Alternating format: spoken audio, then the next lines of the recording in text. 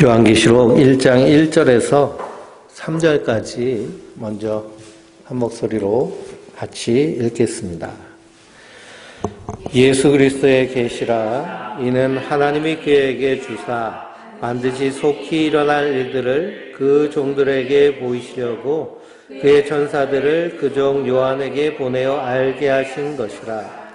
요한은 하나님의 말씀과 예수 그리스도의 증거 곧 자기가 본 것을 다 증언하였느니라. 이 예언의 말씀을 읽는 자와 듣는 자와 그 가운데 기록된 것을 지키는 자는 복이 있나니 때가 가까움이니라. 아멘. 할렐루야. 하나님께서 주신 은혜와 평강이 우리 성도님들 위해 늘 충만하시기를 주님의 이름으로 축원드립니다. 우리가 코로나 바이러스 때문에 수요 모임을 못하다가요, 다시 성경 공부를 시작합니다. 예레미야서를 하다 말았는데요, 예레미야서 계속 반복되는 내용, 하나님 무엇을 싫어하시는가, 심판이 어디서부터 시작되는가, 그런 내용을 우리가 분명히 알고 정말 두렵고 떨림으로 구원을 이루어 나가야겠습니다. 하나님 정말 가증히 여기시는 것, 한국 그 대형 교회들이요, 차별금지법 반대한다고 소리를 외칩니다. 거기에 반대하는 이유 중에 가장 큰 이유가 동성애 문제 때문에 그렇거든요. 성에 대한 차별. 그러니까 남성이든 여성이든, 그리고 남자가 남자를 좋아한다고, 여자가 여자를 좋아한다고 차별해서는 안 된다라는 조항이 들어갔기 때문에 이렇게 극렬하게 반대합니다.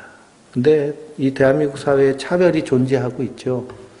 그래서 외국인에 대한 차별, 여성에 대한 차별, 이런 차별들이 참 많습니다. 이걸 법제화하려고 하는데 교회가 반대를 합니다. 물론 우리가 동성애는 하나님 기뻐하지 않으시는 일이고요, 분명한 죄악입니다. 그러나 선지서를 쭉 읽어보면요, 하나님 더 이스라엘을 향해서 분노하시는 일들은 무엇이냐?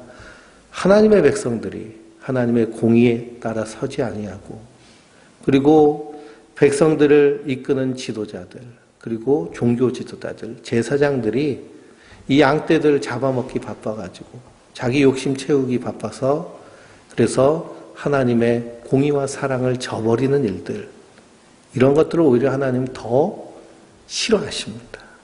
미워하세요. 그래서 선지자들에게 말하잖아요. 저 성전문을 좀 닫아버려라. 말라기서를 보면 그렇거든요. 성전문을 좀 닫아버려라.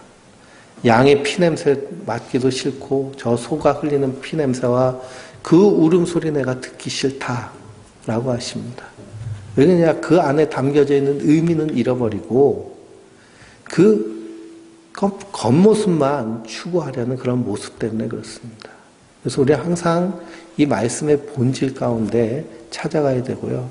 정말 중요한 것은 doing이 중요한 것이 아니라 being이 중요한 겁니다. 무엇을 할까라고 하기보다는 내가 어떤 존재로서 서 있어야 되느냐라는 것이죠.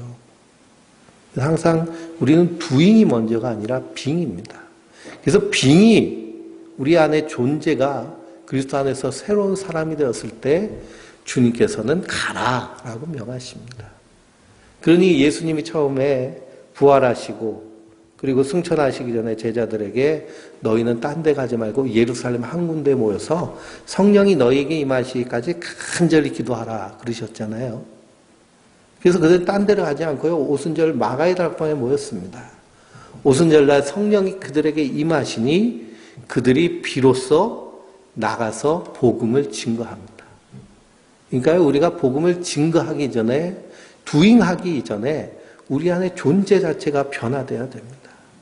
특히 교회 안에서 하나님의 일을 할 때요, 내 존재가 변화되지 않고 doing, 무슨 일을 하면은 거기 꼭 문제가 생깁니다. 시기와 분쟁과 다툼.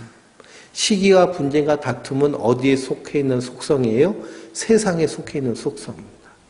주의 일을 하는데 왜 시기하고, 주의 일을 하는데 왜 분쟁하고, 왜 주의 일을 하는데 다툼이 일어날까요? 존재가 변하지 않고 그리스도 안에서 거듭난 새 사람으로서 자기가 어떤 자인지에 대한 분명한 그런 존재감과 변화성, 그 성령의 역사를 경험하지 않고 그냥 일부터 하려고 그러니까요. 옛사람의 그런 속성들이 그대로 나오는 겁니다.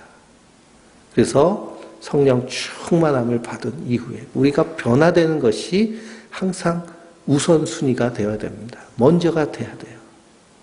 그러니까 우리가 주의 일을 한다라고 할 때 주의 일을 무엇을 하기보다는 내가 얼마나 예수님 닮아갈까.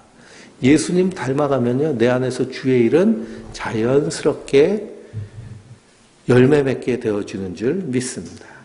그래서 우리가 요한계시록을 오늘부터 읽는데요. 한 장씩 또는 이렇게 좀 천천히 읽으려고 합니다. 우리 성도님들은 요한계시록 하면 어떤 느낌이 드시나요? 우리 장로님은 요한계시록 하면 어떤 마음이 드세요?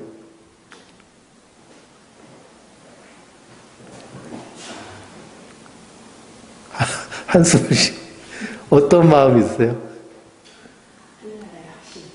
하나님 나라의 확신. 네. 심판에 대한, 그리고 막 무섭고 두려운 그런 성경으로 이렇게 인식하는 경우들이 많습니다. 그냥 이걸 가지고 이용해 먹는 사람들이 많기 때문이죠. 그래서 옛날에 다미선교회 같은 경우에는 시한부 종말론을 가지고선 사람들 겁줘가지고 자기들을 쫓게 했고, 신천지도 마찬가지입니다. 신천지도 14만 4천에 들어와야 된다 라고서는 해놓거든요. 온갖 테스트를 만들어 놓고 그걸 통과해야 된다라고 해서 자기들 거기에 열정을 쏟게 만들고요. 잘못된 길로 인도합니다. 신천지. 또 세대주의 종말론이라는 것이 있어요. 그건 뭐냐? 지금 시대 상황에 맞게 성경을 딱딱 맞춰 나가는 겁니다. 그래서 요한계시를 보면 하나님의 심판이 3단계로 이루어집니다.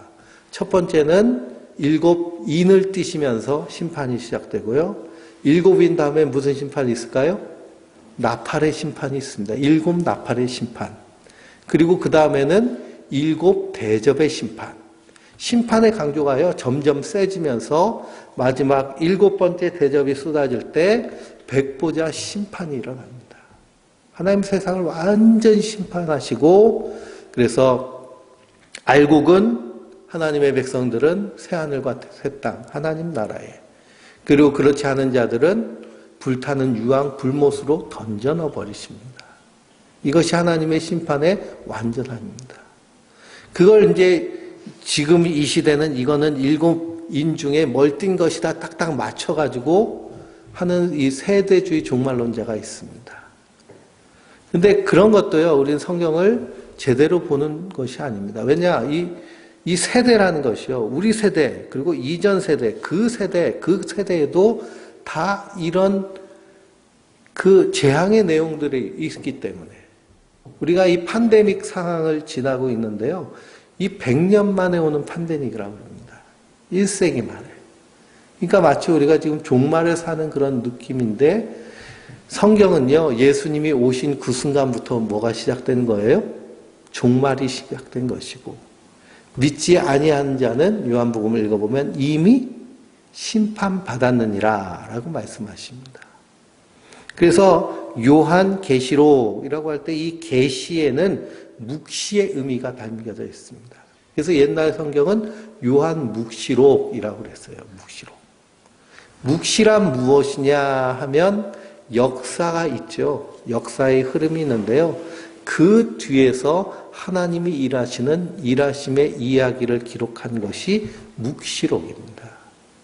성경은요, 하나님의 묵시가 기록된 책이에요. 그래서 사람이 일하는 것 같지만 그 뒤엔 누가 일하고 계신 거예요? 하나님이 일하시고 계신 거예요.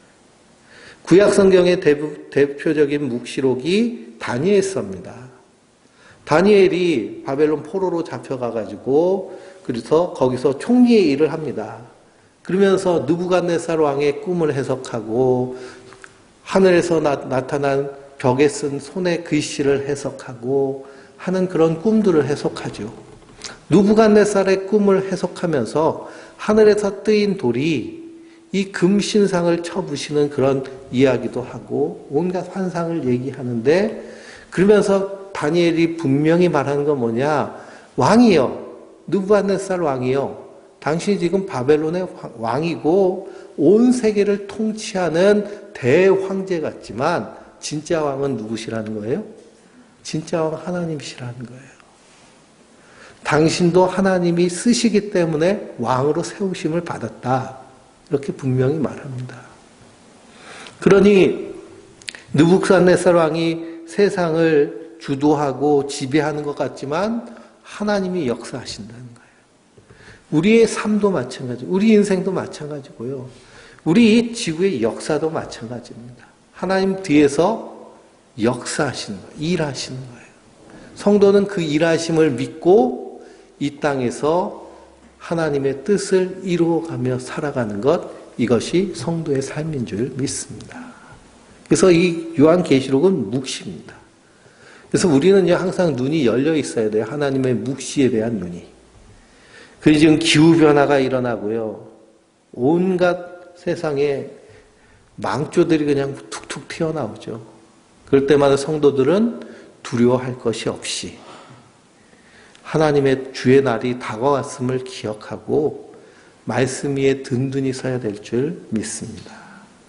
정말 예수님 닮기 위해 힘쓰고, 그래서 종말은 우주적인 종말이 있는가 하면 개인적인 종말이 있습니다. 개인적인 종말은요, 내 생명이 끝나는 날이 개인적인 종말이죠. 우주적인 종말은 예수님이 이 땅에 다시 오실 때가 우주적인 종말입니다. 근데 개인적인 종말은요, 결국 우주적인 종말과 연결되어 있습니다. 그래서 성도의 죽음을 가지고 예수님은 뭐라고 그러세요? 잔다라고 그러시잖아요. 잔다. 잠깐 잔다. 우리가 밤에요, 잠자리에 들었다가 눈 뜨면 아침이 되는 것처럼 성도가 이 땅에서 호흡이 멈춰서 그래서 땅속으로 들어가는 그 순간 우리의 영혼은 주님의 부르심을 받아서 눈 뜨게 되는 줄 믿습니다. 그래서 죽음에는 시간과 공간이 개념이 없어요.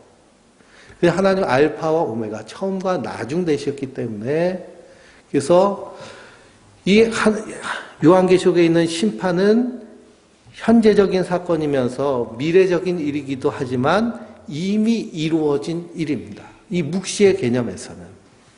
그래서 하나님을 알파와 오메가의 하나님이라고 하시는 겁니다. 자꾸만 하나님의 심판의 개념을 시간 속에 넣고 시간 계산을 하면 이게 세대주의 종말론이 되는 거예요. 우린 그것을 통찰할 수 있어야 될 줄 믿습니다. 그래서 1절 말씀해 보니까요, 예수 그리스도의 계시다라고 말씀하고 있습니다. 계시는 비밀인데요. 예수 그리스도 그분 자체가 비밀 되시고 계시면서도 그분이 우리에게 하신 말씀이 다 하나님의 말씀, 계신 거예요. 말씀이 육신이 되어 이 땅에 오신 분. 예수님이 하신 말씀이요, 곧 누구의 말씀이에요? 하나님의 말씀이에요. 아들을 본 자가 아버지를 본 것과 같다라고 예수님 분명히 말씀하셨죠. 그러니 요한계시록도 결국에는 예수님이 하신 말씀입니다. 우리에게 주신 말씀이에요. 근데 이 요한계시록을 해석하면서 시한부 종말론자들, 또 통일교나 이만희 같은 경우에는 예수가 실패했다고 얘기하며, 통일교에서는 예수가 실패했다. 그래서 육신으로 내가 왔다라고 통일교는 주장하고요. 죽었죠, 벌써 통일교는. 이만희도 자기가 철장 권세 받은 자다. 자기가 성령이다, 막 그렇게. 근데 이 모든 것은요, 예수님을 말씀하고 계시는 겁니다. 그래서 그 계시는 무엇이냐? 그분이 어떤 분이신가를. 그래서 1장 1절을 보니까 하나님이 그에게 주사 반드시 속히 일어난 일을 그 종에게 보이시고 그의 천사들을 그 종 요한에게 보내어 알게 하신 것이라. 요한은 예수님의 제자죠. 그래서 사도 요한이 쓴 성경이 요한복음, 요한 1, 2, 3서, 요한계시록 이렇게 있습니다. 그래서 이 안에 일맥상통한 하나님의 뜻, 하나님의 사랑이 담겨져 있습니다. 2절 말씀 보니까요, 요한은 하나님 말씀과 예수 그리스도의 증거, 곧 자기가 본 것을 다 증언하였느니라 그랬습니다. 무엇을 증언하느냐? 그분이 어떤 분이신가? 그분이 어떤 분이신가는 12절부터 18절까지 말씀하고 있고요. 또 그분이 7교회에게 말씀하시고 그분이 이 땅에 다시 오시기 전에 어떻게 세상을 향해서 하나님의 심판을 알리실 것인가에 대해서 말씀하는 내용, 계시하는 말씀이 바로 예수 그리스도의 증거입니다. 그것을 다 증언하는 거예요. 그래서 3절 말씀을 같이 읽어볼까요? 이 예언의 말씀을 읽는 자와 듣는 자와 그 가운데 기록한 것을 지키는 자는 복이 있나니 때가 가까움이니라. 아멘. 그래서 읽고 듣고 지키는 것. 이 세 가지 삼위일체가 돼야 됩니다. 읽기만 하는 사람이 있죠. 듣기만 하는 사람이 있습니다. 읽기만 해서 안 되고요. 듣기만 해서도 안 되고 어떻게 해야 돼요? 지켜서 행해야 됩니다. 그래서 사도 바울은 아는 것과 믿는 것이 하나가 돼요. 이럴 때 믿음의 성장, 장성한 분량에 이루게 된다라고 말씀하고 있습니다. 그래서 이 말씀을 듣고 우리가 지켜 행하는 것은 무엇이냐? 마지막 때가 다가오고 이 세상은 어떤 세상이에요? 하나님의 진노와 심판이 있는 세상임을 알고 이 세상과 버타여 사는 것이 아니라 이 세상을 살아가는 동안 우리는 이미 하나님 나라 백성으로 이 땅에서 하나님 나라의 가치를 가지고 살아가는 겁니다. 그러니까 우리의 옛사람은 세상의 가치를 가지고 살아간다라고 한다면 우리 그리스도 안에서 변화된 새 사람은 세상 가치가 아니라 어떤 가치로요? 하나님의 가치, 말씀의 가치. 그래서 우리는 날마다 십자가에 못 박아 죽여야 될 것은 뭐예요? 세상의 가치. 세상의 가치로 나를 판단하면 나의 존재는 어때요? 세상의 가치로 나를 판단하면요, 때로는 자존심이 확 올라가다가요, 때로는 아주 그냥 쭉 위축됩니다. 위축돼요. 제가 자전거를 요즘 열심히 타는데, 이 자전거 옷들이 낡아가지고요, 옷을 좀 살라고 보는데요, 이 자전거 옷들 특징이 뭐냐면 탁 달라붙어요. 바람의 저항을 막기 위해서 탁 달라붙는데요. 그런 옷들을 사가지고 입으면요, 배가 그냥 꽉 찹니다. 그러니까 아주 꼴배기가 싫은 거예요. 거울을 보면. 어떻게 배가 이렇게 나왔는지 아주 보기가 싫습니다. 그러니 그 배우들이나 안 그러면 거기 모델들은 착 달라붙는 옷을 입어도 그냥 폼이 착 나고 맵시가 나는데 그런 모습을 보면서 자괴감이 들죠. 자괴감이 듭니다. 그러면서도 또 맛있게 먹으니까 먹고 나서 보면 사람인지 돼지인지 모르겠다고. 이게 바로 세상적인 나를 향한 평가입니다. 그래서 대부분의 평가는요, 심리학적으로 보면 부모가 어렸을 때 아이에게 한 말이요, 대부분 자기의 자화상으로 남는다고 그래요. 그러니까 칭찬과 격려와 사랑을 듬뿍 받으면 그 아이는 자존감이 좋습니다. 근데 어렸을 때 학대받은 아이는요, 자기 자신을 싫어해요. 근데 대부분 40대 이상 장년층, 중년층, 노년층은요, 다 어렸을 때 막 사랑받고, 예쁘다, 착하다, 훌륭하다, 뭐 그렇게, 그러면서 자존감이 풍성하게 커갔나요? 그렇지 않죠. 맨날 혼나고, 맞고, 그렇게 학교에서도 맞고, 집에서도 맞고. 그러니까 이 자존감이요, 아름답게 자라나기가 힘듭니다. 이 옛사람의 나는요, 그러니까 세상적으로 나를 평가하면 항상 불평과 불만이 많아요. 근데 그리스도 안에서 새롭게 된 나는 어떤 존재예요? 새롭게 된 나는 어떤 존재이냐? 오늘 말씀도 쭉 읽어보면 우리는 그리스도와 함께하는 자, 그리스도 일을 위해서 사명을 맡은 자, 하나님의 사랑을 받은 자, 하나님의 자녀된 자. 성경에서 성도는요, 얼마나 귀하고 소중한지 모릅니다. 하나님 우리를 죄와 사망에서 건져내셔서 하나님 나라 백성 삼으시기 위해서 어떻게 하셨어요? 예? 하늘 보좌를 버리시고 이 낮고 낮은 땅에 오셔서 그래서 나를 위해서 십자가에 달려 죽기까지 하셨어요. 내 죄를 대신 지시고. 그래서 우리를 속량하셨어요. 값을 주고 사셨어요. 그러니 그 값을 정말 생각하면요, 우리가 이루 말할 수 없습니다. 그 은혜를. 또 이 종말에 대한, 심판에 대한 말씀을 우리가 쭉 묵상하면서 어떤 생각이 드세요? 무섭다라는 생각이 들지만 다행이다 라는 생각 들지 않으세요? 다행이다. 야, 다행이다. 나는 족이 안 가니까. 누구 덕분에요? 예수님 덕분에. 우리 예수님 덕분에 우린 족이 안 가고요. 족이 가요. 예수님 그렇게 다 하셨어요. 그 은혜로 가는 거예요. 그 예수님이 우리에게 무엇을 크게 요구하는 것이 아니고요. 내가 너희를 사랑한 것 같이 너희도 서로 사랑하라고만 하신 거예요. 사실 사랑하라고만. 사랑도요. 자기의 수준대로 하는 것이 사랑입니다. 그러니 그것 하나 남겨놓으시고 우리를 구속하셔서 천국 백성으로 삼아주셨으니 얼마나 다행이에요. 그리고 우리가 요한계시록을 쭉 읽으면서 우리가 두려워할 것이 하나도 없는 것은 예수님 나를 위해서 십자가에 달려 죽으셨기 때문에 그것을 믿는 믿음으로 굳게 서시기 바랍니다. 그 믿음을 확인하겠다고 뭐 어디서는 뭐 시험도 보고 뭐 그런데 그거 다 필요 없는 짓이에요.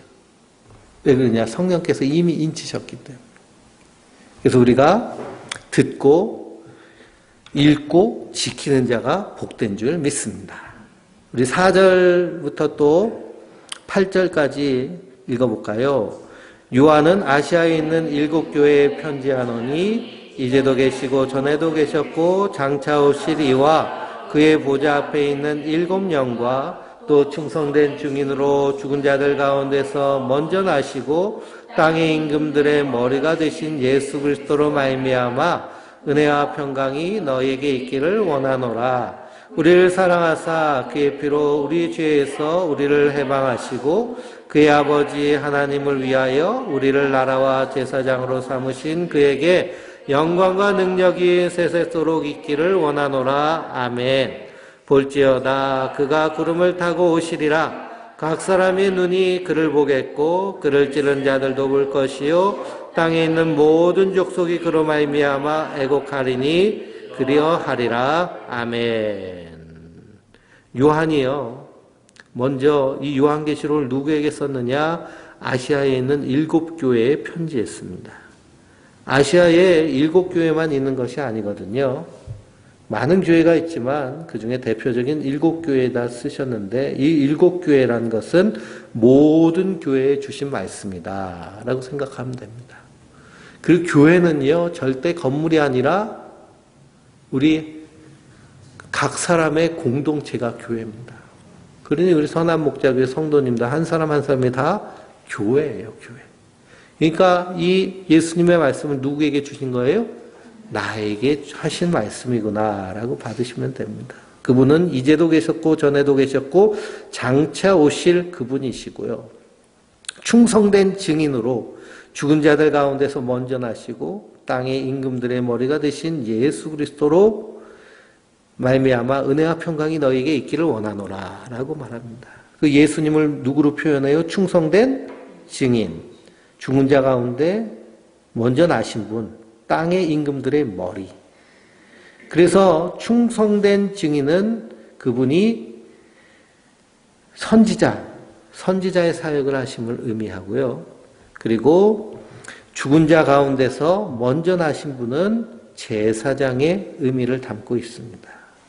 그래서 제사장이 짐승을 잡아서 제사를 드려서 죽여서 하나님께 예배하잖아요. 마찬가지로 예수님께서 친히 제물이 되셔서 우리를 위해 십자가에 달려 죽으신 그런 희생 제물이 되셔서 우리의 대제사장이 되셨습니다. 라고 말하는 성경이 바로 히브리서입니다. 히브리서. 그래서 우리에게 대제사장이 계시니 그분은 우리의 허물을 불쌍히 여기시는 분이죠. 그래서 때를 따라 돕는 은혜를 얻기 위하여 은혜의 보좌 앞에 다 함대히 나가면 주님이 어떻게 하신 거예요? 다 품어주시고 안아주시고 그리고 깨끗게 하여 주시는 줄 믿습니다. 그래서 보좌 앞에 다 함대히 나오는 것이요. 말씀 앞에 나오는 거예요. 그리고 임금의 머리 되신 그분이 바로 우리의 왕의 왕 되신 예수님입니다. 그래서 예수님은 선지자와 대제사장과 왕의 사명을 감당하셨는데요. 그 사명을 우리에게도 부어주신 줄 믿습니다. 그분이 우리를 어떻게 하셨어요? 사랑하사. 5절 말씀, 사랑하사 그의 피로 우리를 죄에서 해방하시고 우리를 사랑하사. 이것이 하나님 가치 안에서 나의 가치입니다. 그러니 항상 나를 바라볼 때는요, 세상의 가치로 바라봐야 될까요? 하나님의 가치로 바라봐야 될까요? 하나님의 가치로 바라봐야 될 줄 믿습니다. 이 가치는요, 흔들려서는 안 돼요. 근데 흔들려고 하는 놈이 있죠. 어떤 놈이 그럴까요? 마귀가 세상을 가지고 정욕을 가지고 흔들려고 합니다. 그래도 우리는 이 십자가, 그래서 찬송 중에도 십자가 든든히 붙잡고 흔들리지 말아야 될 줄 믿습니다. 그 아버지 하나님을 위하여 우리를 뭐로 삼으셨어요? 나라와 제사장으로 삼으셨어요. 하나님 나라와 제사장으로. 그래서 그에게 영광과 능력이 세세토록 있기를 원하노라 찬양하는데요. 그래서 우리는 이 땅에서 하나님 나라와 제사장의 사명이 있습니다. 하나님 나라와 제사장의 사명을 먼저 누구에게 맡겼어요? 이스라엘에게 맡겼어요. 근데 그 이스라엘이 실패했죠. 그래서 예수님이 이 땅에 오셔서 그 하나님의 나라와 제사장을 다시 시작하셨습니다. 누구와 함께? 우리 성도들과 함께. 그래서 9절 말씀에 보면요. 사도 요한 자기를 소개할 때 나 요한은 너희 형제요 예수의 환난과 나라와 참음에 동참하는 자라 그랬습니다. 동참하는 자라. 예수님이 시작한 하나님 나라, 예수님이 시작한 그 대제사장의 사명을 동참하는 것이 바로 성도입니다. 그러면 우리가 이 땅에서요 하나님의 나라를 세워가는 거예요. 그 하나님 나라가 뭐예요? 우리 교회입니다. 교회가 하나님 나라 돼야 되고요. 또 그 교회 안에 우리 가정이 하나님 나라 돼야 될 줄 믿습니다. 7절 말씀에 볼지어다 그는 누구세요?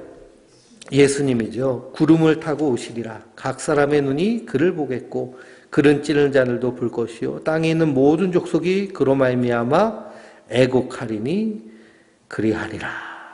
그럽니다. 왜 애곡할까요? 어디 앞에 서야 되니까 애곡을 해요?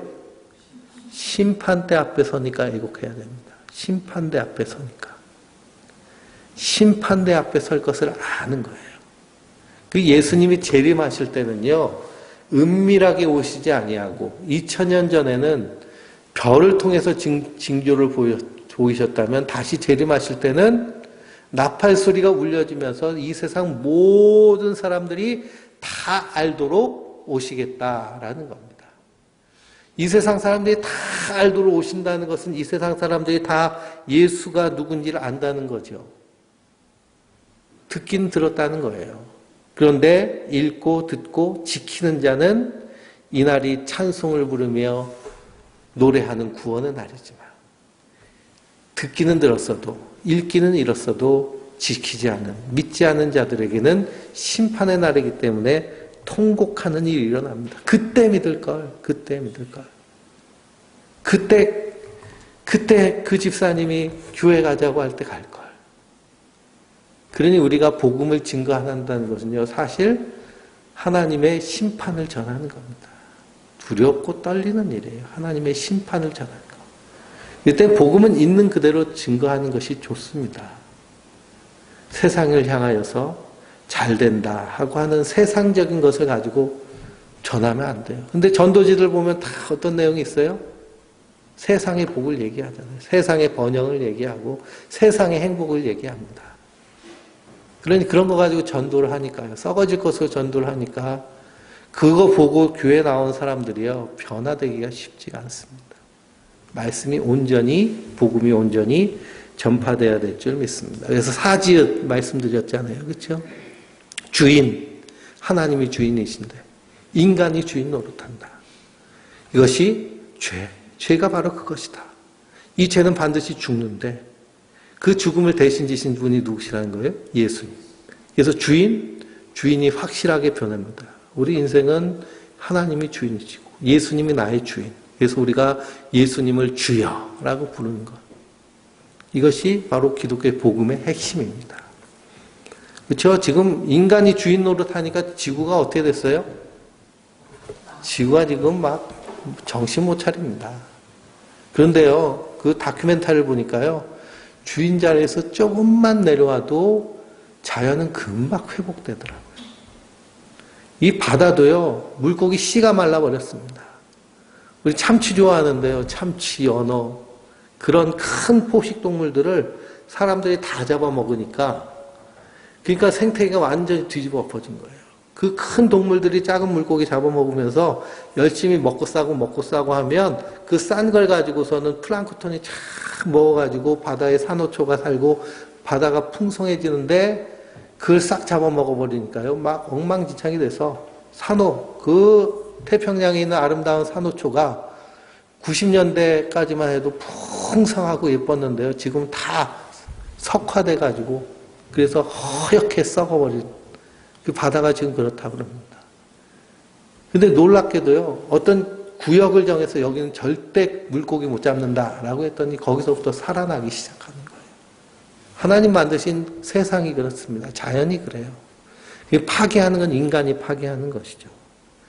그래서 이 복음을 분명히 전하고, 그래서 정말 택하심 받은 자는 그 복음을 듣고 하나님 앞에 나옵니다. 그러나 듣지 않는 자들은 이미 심판받은 자들인 줄 믿습니다. 그래서 듣지 않으면 어떻게 하라고 그랬어요? 전도자를 보냈다가 듣지 않으면, 영접하지 않으면 발에 신발을 떨어버려서, 먼지를 털어버려서, 신발에 먼지를 털어서 증거를 삼으라 라고 하십니다. 그래서 우리 복음의 생생한 이 복음을 전해야겠습니다. 8절 말씀해 보니까 주 하나님이 이르시되 나는 알파와 오메가라, 이제도 있고 전에도 있었고 장차 올 자요 전능한 자라 하시더라. 그 음성을 요한이 생생하게 듣고 그리고 복음을, 하나님의 마지막 때의 일들을 전합니다. 우리 9절부터 20절까지 한 절씩 교독하면서 또 읽겠습니다. 나 요한은 너희 형제요 예수의 환난과 나라와 참음에 동참하는 자라. 하나님의 말씀과 예수를 증언하였으므로 말미암아 밤모라 하는 섬에 있었더니 주의 날에 내가 성령에 감동되어 내 뒤에서 나는 나팔 소리 같은 큰 음성을 들으니 이르되 내가 보는 것을 두루마기에 써서 에베소, 버가모, 서모나, 두아디라, 사데, 빌라델피아, 라우디가에게 등 7 교회에 보내라 하시기로 몸을 돌이켜 나에게 말한 음성을 알아보려고 돌이킬 때 7 금촛대를 보았는데 촛대 사이에 인자 같은 이가 발에 끌리는 옷을 입고 가슴에 금띠를 띠고 그의 머리와 흰 털의 기가 흰 양털 같고 눈 같으며 그의 눈은 불꽃 같고 그의 발은 풀무에 단련한 빛난 주석 같고 그의 음성은 맑는 물소리 같으며 그의 오른손에 7 별이 있고 그의 입에서 좌우에 날선검이 나오고 그 얼굴은 해가 힘있게 비치는 것 같더라. 내가 볼 때에 그의 발 앞에 엎드려져 죽은 자 같이 되매 그가 오른손을 내게 얹고 이르시되 두려워하지 말라. 나는 처음이요 마지막이니 곧 살아있는 자라. 내가 전에 죽었었노라. 볼지어다 이제 세세토록 살아있어 사망과 음부의 열쇠를 가졌노니 그러므로 내가 본 것과 지금 있는 일과 장차 될 일을 기록하라. 내가 본 것은 내 오른손에 7 별의 비밀과 또 7 금촛대라. 7 별은 7 교회의 사자요 7 촛대는 7 교회니라. 아멘. 그래서 요한이 자기를 소개하죠. 예수의 환난과 나라와 참음에 동참하는 자다. 그래서 하나님의 말씀과 예수를 증언하였더니 어떤 일이 일어났어요? 예? 밤모섬에 갇히는 핍박을 받습니다. 유배됐어요. 그러니 하나님 나라의 일에 동참하면 세상이 좋아할까요? 싫어할까요? 사실 싫어합니다. 세상을 향해서 소금 치면요, 이 미꾸라지처럼 끈적끈적하고 지저분한 세상에 소금을 쳐보세요. 그냥 몸부림치면서 난리 나는 것처럼 세상이 그렇습니다. 더러운데 그냥 계속 비춰보세요. 불 좀 끄라고 그러죠. 마찬가지로 성도가 그렇습니다. 하나님 나라에 동참한다. 그러나 귀한 것은 우리가 하나님의 일에 동참하는 자, 예수의 일에 동참하는 그런 복을 받은 자들, 그것이 성도인 줄 믿습니다. 주의 날에 내가 성령에 감동되었다라고 그랬습니다. 그래서 성령님께서 깨닫게 하시는 겁니다. 우리가 모든 삶의 상황과 환경 가운데서도 성령님의 깨달게 하심이 있어야 됩니다. 그래서 사도 바울이 에베소 교회를 향해서 기도할 때 지혜와 계시의 영을 너희에게 주사 하나님을 알게 하시고 라고 말합니다. 지혜와 계시의 영을 우리가 항상 구하는 건요, 말씀을 읽고 듣고 그리고 모든 일을 행할 때 지혜와 계시의 영을 달라고 기도해야 됩니다. 지혜가 떨어지면은요, 얼토당토한 일을 그냥 합니다. 그러니 이 지혜 없는 사람들, 저 광장에서 태극기 흔들어대면서 그게 정말 애국인 줄 알고 착각하는 그런 인생들 보면 우리가 참 이해가 안 되잖아요. 하나님 지혜를 안 주시면 그렇게 됩니다. 아둔해지고 우둔해지고. 그래서 우리가 항상 성령에 감동된 자로 서야 될 줄 믿습니다.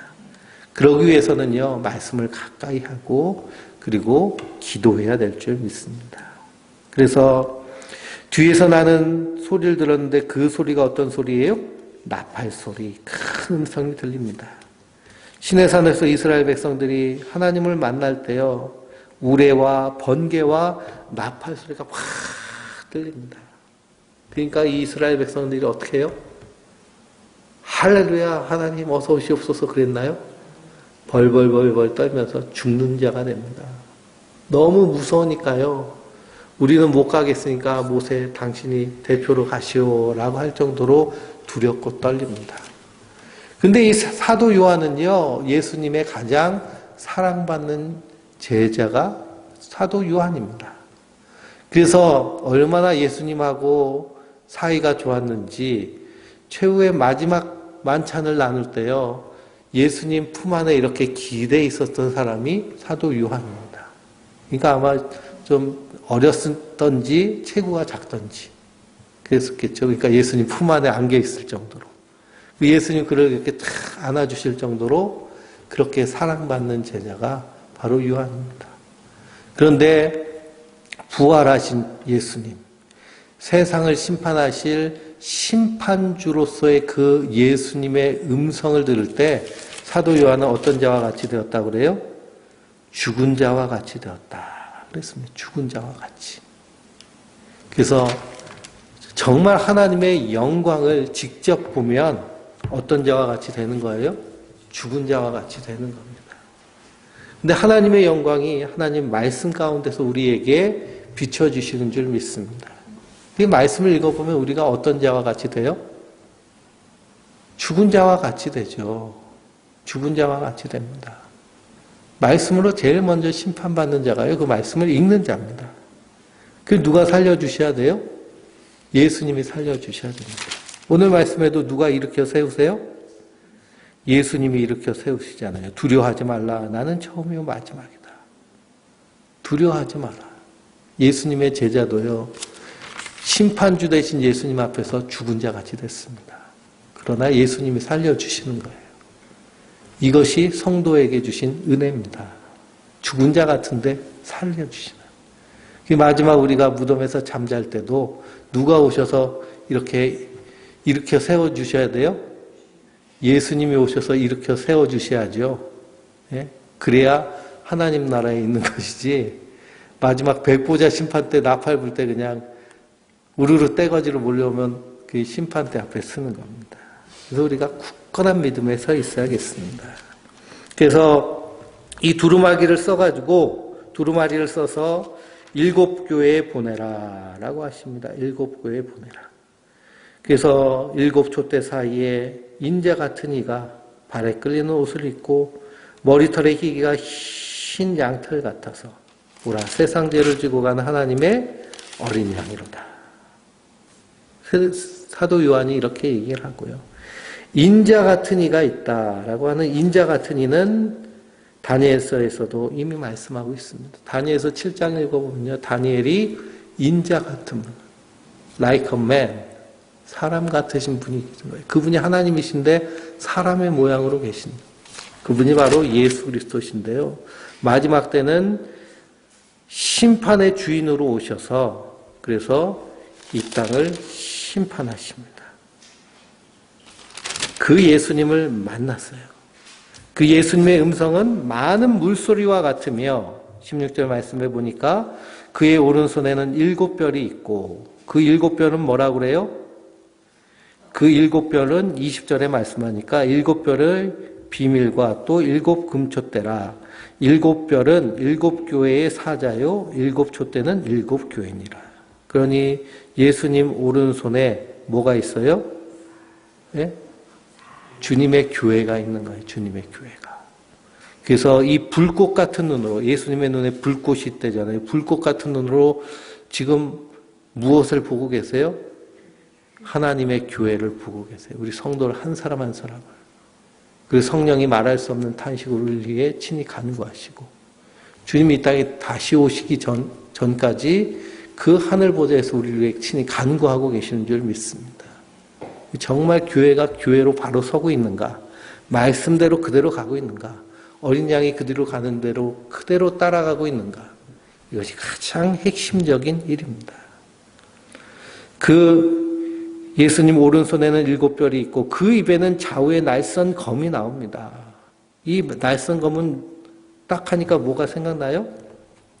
히브리서가 생각나셔야죠. 하나님 말씀은 살아있고 운동력이 있어 좌우에 어떤 날선 것보다 예리하여 홍과 영과 관련과 존수를 찔러 쪼개기까지 하며 마음과 생각을 감찰하나니 모든 것 벌거벗은 것처럼 주님 앞에 나오는 것이 하나님 말씀입니다. 그리고 그 힘있게 비치는 빛으로 사도 요한을 비치니까요. 사도의 그 직분을 받은 자라도 죽은 것 같이 돼버리는 겁니다. 그 주님이 다시 세워주셔서 그래서 하나님의 일을 보이십니다. 두려워하지 마라. 나는 처음이요 마지막이니 곧 살아있는 자라. 내가 전에 죽었노라. 볼지어다 이제 세세토록 살아있어. 사망과 음부의 열쇠를 가졌노니 그 음부의 열쇠를 여시고 세상을 심판하십니다. 그러나 성도는 두려워할 것이 없는 것이 이미 구원받은 자들. 그러나 이 심판의 일을 우리가 분명히 전함으로 하나님 찾으시는 한 영혼 한 영혼 구원하며 하루가 천년같이 천년이 하루같이 하나님 그렇게 여기신다는 것을 생각하고요. 2000년이 지났는데 아직도 안 오셨네. 아니요. 하나님 보시기엔 아직 하루 지난 겁니다. 이틀 지난 거예요. 아직도 구원받을 영혼들이 있습니다. 그래서 이 땅에서 주님 오실 그날까지 나의 생명이 다하는 날까지 복음을 증거하는 것 그리고 예수님 닮아가기 힘쓰는 것 이것이 성도의 사명인 줄 믿습니다. 그래서 우리가 이 하나님의 비전을 붙잡고 이 땅 가운데서 하나님 나라를 세워가는 그런 주님과 함께하는 복을 누리는 우리 성도님들 되시길 주님의 이름으로 축원드립니다.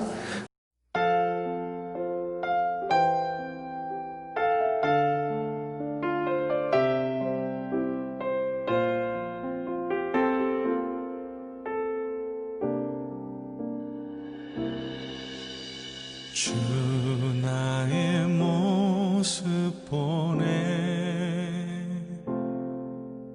상한 나의 맘 보시네 주 나의 눈물 안에 홀로 울던 맘 아시네 주 나의 모습 보네 상한 나의 맘 보시네 주 나의 눈물 안에 홀로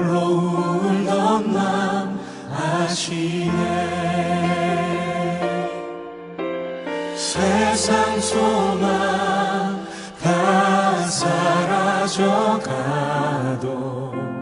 주의 사랑은 끝이 없으니 사랑